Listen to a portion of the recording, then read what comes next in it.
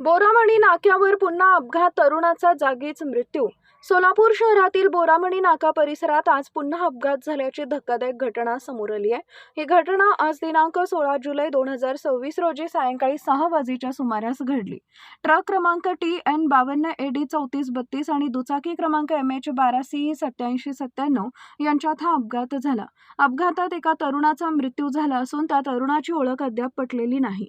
सदर तरुणाचा मृतदेह शवविच्छेदनासाठी सोलापुरातील श्री छत्रपती शिवाजी महाराज सर्वोपचार रुग्णालय इथं पाठवण्यात आला असून नातेवाईकांचा शोध सुरू आहे। सदर तरुणाबाबत काही माहिती आढळल्यास तात्काळ सिव्हिल हॉस्पिटल किंवा जेल रोड पोलीस ठाणे या ठिकाणी संपर्क करण्याचं आवाहन करण्यात आलं आहे।